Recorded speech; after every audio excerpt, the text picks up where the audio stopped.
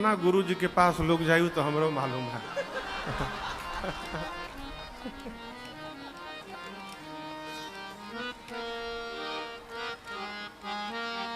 चाचा जी कहाँ है? चाचा जी नहीं है। एक हमारे चाचा जी हैं, तो एक जगह गए, शादी, एक बिटिया की शादी तय करने तिलकहरू बनकर गए लड़के वाले के घर। लोग बैठे थे चारों तरफ, तो लड़के के पिता से बात हो रही थी। तब तक 2 मिनट बाद लड़के के पिता, 2 मिनट रुकिए, हम भीतर से आ रहे हैं। तो वो जाए अपनी पत्नी से पूछ कर आवे, फिर आके बैठ जाए, फिर बात हो, 2 मिनट रुकिए, अभी आते हैं भीतर से। जहां फंसे तो जाए अनुमति लेने के लिए पूछ कर आवे। ऐसे जब 5-6 बार हुआ तो चाचा बोले कि ये काम करिए पाणे जी, हमरे को आप भीतर पहुंचा दीजिए, हम डायरेक्ट बतिया लेंगे।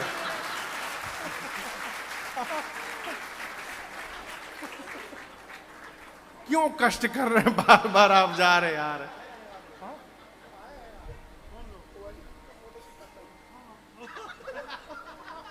जिनको बोले थे वो भी आए हैं कथा में। आही बाप,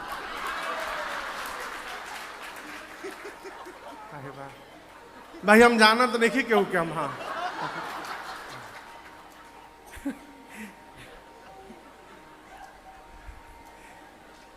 यहां श्री चक्रवर्ती जी अपने गुरु जी के पास गए। अब यहां एक आपसे सूत्र निवेदन करूं, जिस मनुष्य के कारण आपके जीवन में मंगल उपस्थित हो रहा है, किसी शर्त पर, किसी कंडीशन में उस मंगल प्रदान करने वाले जीव का विस्मरण नहीं होना चाहिए, यह धर्म कहता है। जिसके कारण मंगल, आप महाराज सोचे मैंने तो मना कर दिया था, नहीं दूंगा। किसको? राम लक्ष्मण जी को। लेकिन मेरे गुरुदेव भगवान ने मुझे समझाया, तब वशिष्ठ बहुविधि, और गुरु जी के कहने पर मैंने राम लक्ष्मण को विश्वामित्र जी के साथ भेजा। और यदि न भेजा होता तो आज दशरथ के जीवन में इतना मंगलमय दिवस न आया होता। जिन सदगुरु के कृपा से ये दिन आया है, महाराज रानियों के पास नहीं गए, सभा से निकले तो सीधे गुरु जी के पास गए आश्रम। जाकर दंडवत करके और महाराज ने पत्र दिया। और दर्शन करिए, भाव में जीव बोल नहीं पाता है। महाराज इतने भाव में हैं, बोल नहीं पा रहे हैं। कहें गुरुजी मैं नहीं बता पाऊंगा, पत्र में तो आधा ही लिखा है, जो दूत आए हैं ना वो बहुत बढ़िया बता रहे हैं। महाराज ने दूतों को गुरु आश्रम में बुलवाया और कहा जैसे हमको बताए थे हमरे गुरु जी को बता दीजिए। यहां लिखा है, कथा सुनाई गुरहि सब सादर दूत बुलाई। और दूतों ने जाकर पूरा वर्णन सुनाया। गुरुदेव सुने तो मुस्कुराए, कहे महाराज ये सूचना सुनकर आपको आश्चर्य हो रहा होगा, मुझे नहीं हो रहा है। क्यों? ये प्रकृति का सिद्धांत है। नदियां अपने उद्गम से निकलती हैं महाराज तो दिन रात दौड़ती हैं। अच्छा आप बताओ, क्या कभी किसी सागर ने किसी नदी को बुलाया क्या आज तक? किसी भी समुद्र ने नदी को कार्ड भेजा, इनविटेशन कार्ड की आओ आओ? नहीं। ये नदियों का सहज स्वभाव है। आप कितना भी बांध बनाइए, नदियां प्रत्येक बाधाओं को पार करके और दौड़ते दौड़ते एक दिन समुद्र में जाकर विलीन हो जाती है। गुरुदेव भगवान ने कहा, महाराज जिस प्रकार बिना बुलाए समुद्र के पास नदियां चली आती हैं, उसी प्रकार जिस मनुष्य के जीवन में धन होता है, उस मनुष्य के जीवन में रिद्धि सिद्धि संपत्ति ऐश्वर्य अपने आप दौड़ के चले आते हैं, उसको बुलाना नहीं पड़ता है।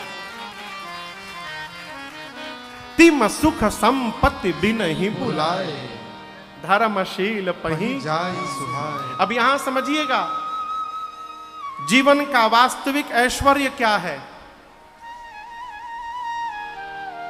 जीवन का असली सुख क्या है। जिस जीव के हृदय में सर्वकाल भगवान की सुधि बनी हुई है, वो दुनिया का सबसे धनवान व्यक्ति है। भगवान के भक्त को टेंशन नहीं होता। और हम आपसे कहें हम भगत नहीं हैं, राजन भगत नहीं है। क्यों? राजनों को टेंशन होता है। अभी भगत बने नहीं हैं, लेकिन उस रास्ते पे चल रहे हैं। कभी ना कभी कृपा होगी, हम भी उस श्रेणी में आ जाए। भक्त को टेंशन नहीं होता। भक्त तो सर्वकाल एक ही भाव में रहता है, हमारे साथ श्री रघुनाथ तो किस बात की चिंता। शरण में रख दिया जब माथ तो किस बात की चिंता।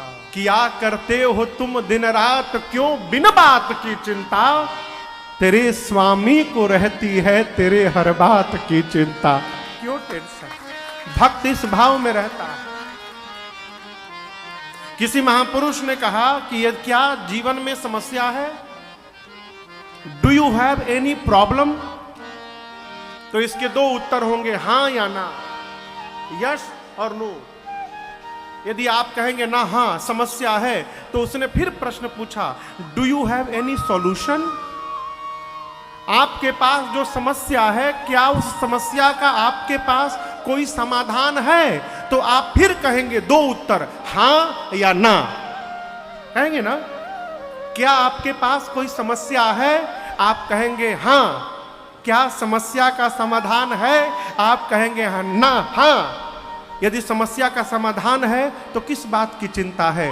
समस्या का समाधान पूरा करिए।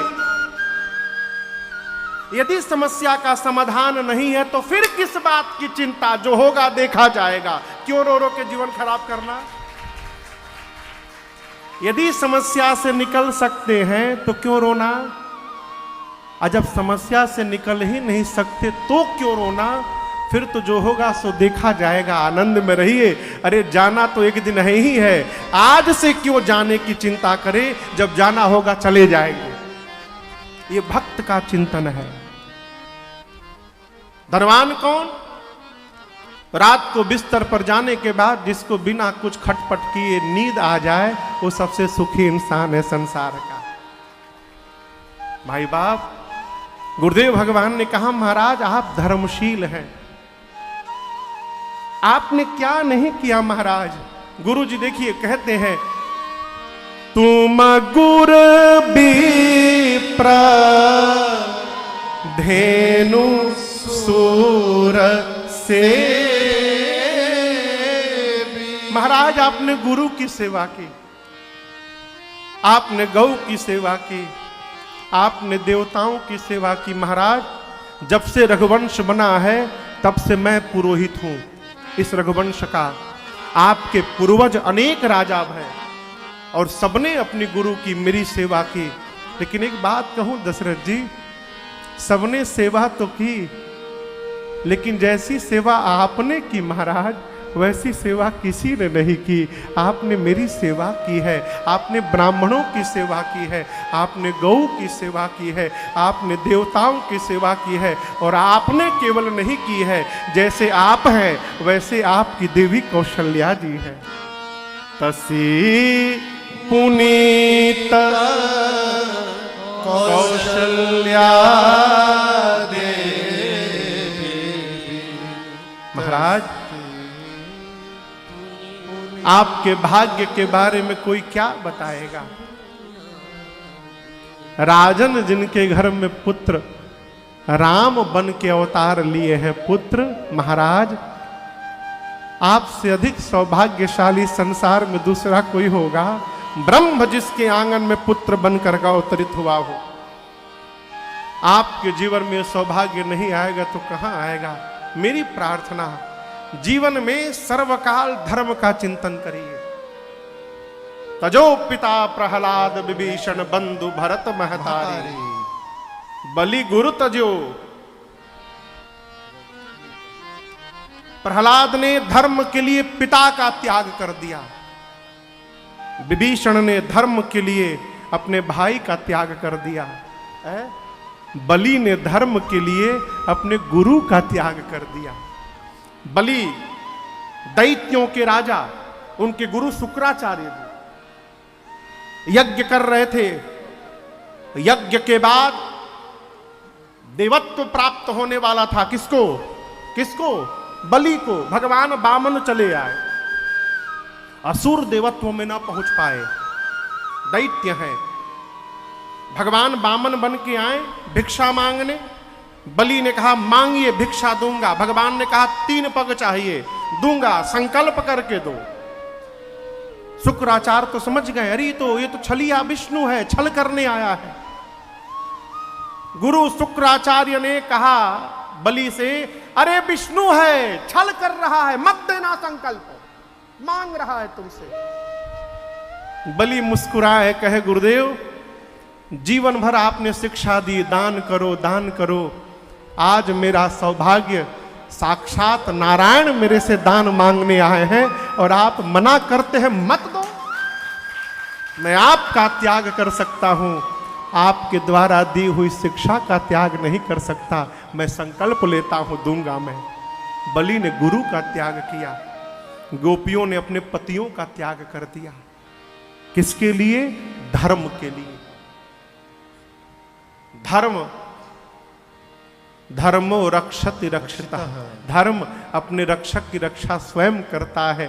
गुरुदेव ने प्रशंसा की और बारात के निकलने का मुहूर्त बनाया। अब महाराज रनिवास में गए, माताओं को सुनाए।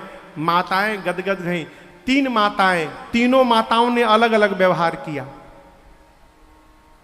कैकेयी मैया बारात की तैयारी करने लगी। सुमित्रा मैया घर के द्वार पर चौक पूरने लगी, रंगोली। और कौशल्या मैया ब्राह्मण देवताओं को बुलाकर दान लुटाने लगी, दान देने लगी। बारात की तैयारी भई, बारात सजी। देवगुरु बृहस्पति के साथ इंद्र जैसे लगते थे, वैसे दशरथ जी के साथ गुरुदेव भगवान वशिष्ठ जी लगने लगे।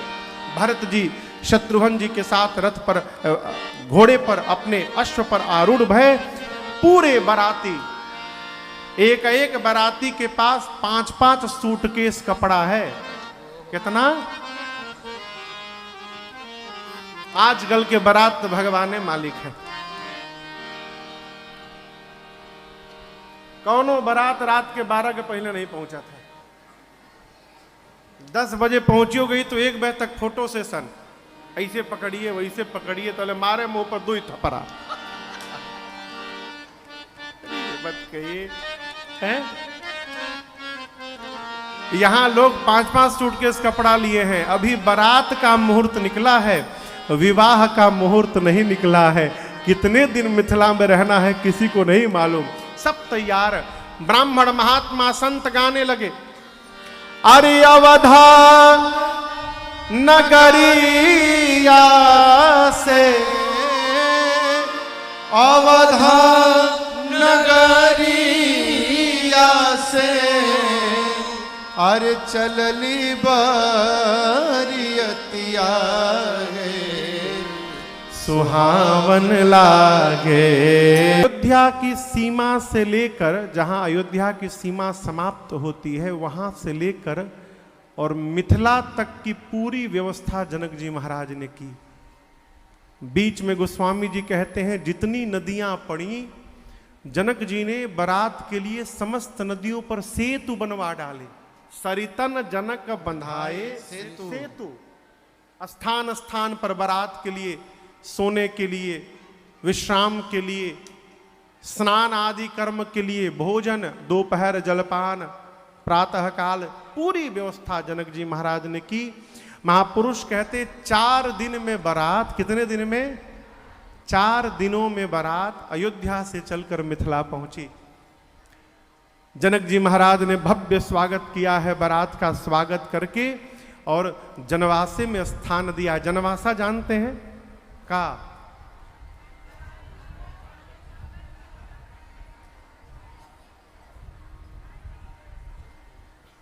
आजकल जनवासा दिखाई देता है। एगो भवन बुक हो गया, उसी में पहले माले पर बेटा वाला, नीचे बेटी वाले। हम जयपुर एक शादी में गए थे, आपको बताया बहुत पहले। उसी भवन में लड़की वाले भी थे, लड़के वाले भी थे। हम लड़के वाले की तरफ से बारात निकली। बारात निकली तो जिसके घर बारात जानी सब देख रहे थे। दरवाजे से बारात निकली, एक गली घूम के फिर उसी गेट में आ गई। जनवासा उस स्थान को कहते हैं जहां जाकर बाराती रुकते हैं।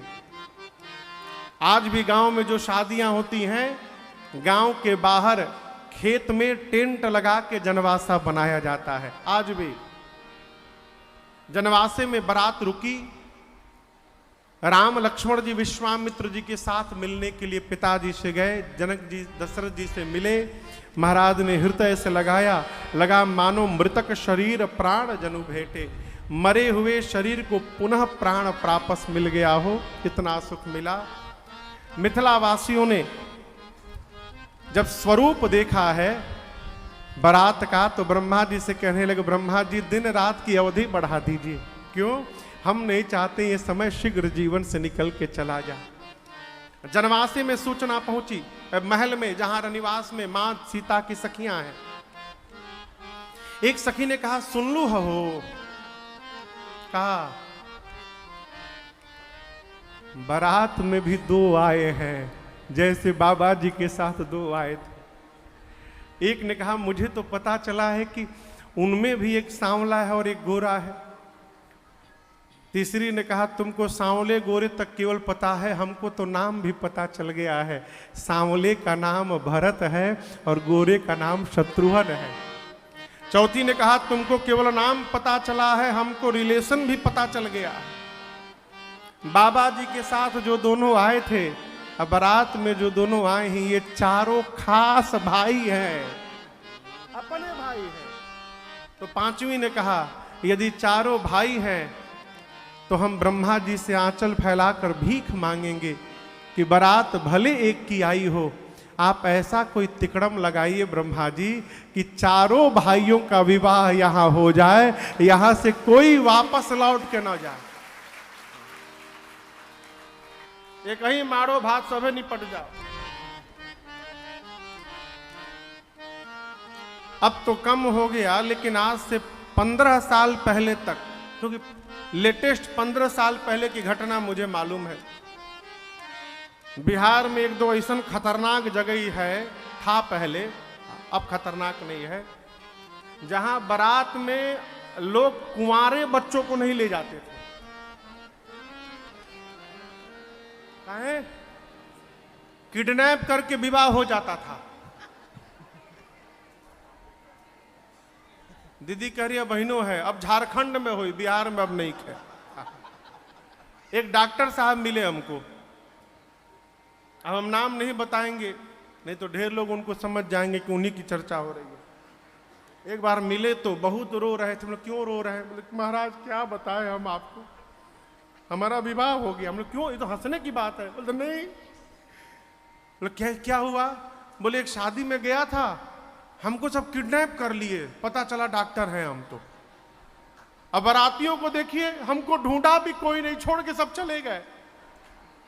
हमको किडनैप करके रूम में बंद करके 2 दिन रखे, बहुत मारे सब।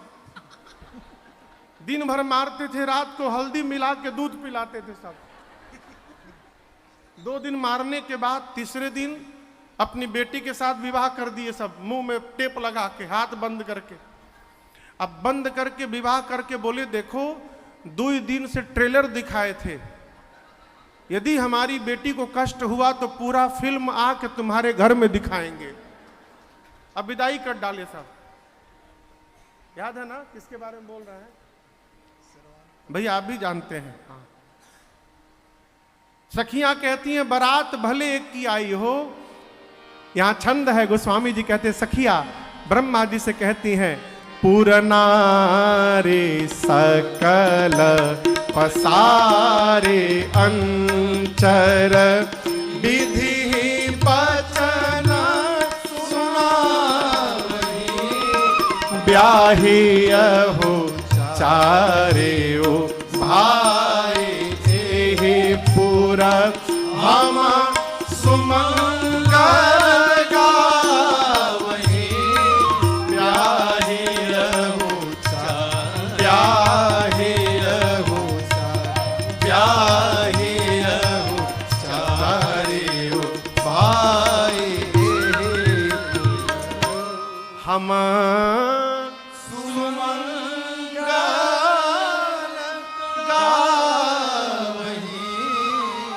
सीता मैया की सखियां ब्रह्मा जी से आंचल फैलाकर भीख मांगती हैं कि चारों भाइयों का विवाह मिथिलापुरी में ही हो जाए। मुहूर्त निकला अगहन मास शुक्ल पक्ष पंचमी तिथि। जनवासे में ब्रह्मा जी निकाले और महाराज के महल में ज्योतिषी निकाले। नारद जी जाकर जनवासे में दिए, सब लोग जय जयकार करने लगे। अमुक तिथि को पंचमी के दिन विवाह संपन्न होगा, दिन मंगलवार। माड़ो छवाने लगा। माड़ो समझ रहे हैं? हाँ, माड़ो कहते हैं बांस द्वारा निर्मित विवाह का मंडप। जो बांस का मंडप बनाया जाता है उसको माड़ो कहते हैं। कहीं मड़वा कहते हैं, कहीं माड़ो कहते हैं, कहीं मंडप कहते हैं। माड़ो छवाया। क्या दिव्य मंडप!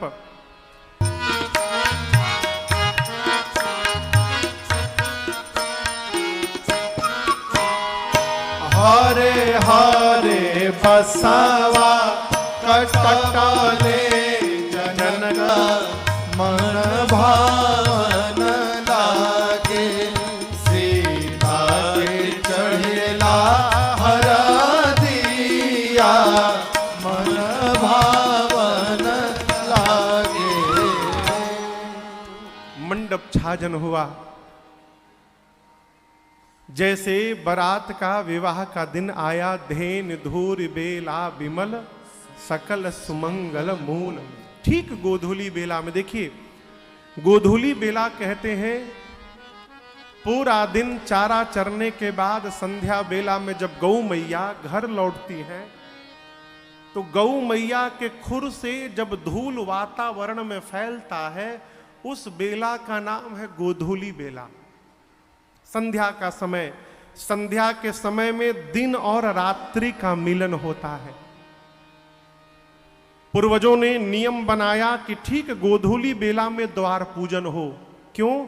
जिस समय दिन और रात्रि का मिलन होता है उसी समय दो परिवार का मिलन होना चाहिए, इसलिए गोधूली बेला निर्धारित की गई।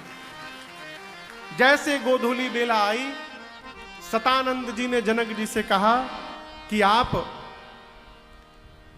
सूचना भिजवाइए जनवासे में, जिससे महाराज दशरथ बारात लेके चले।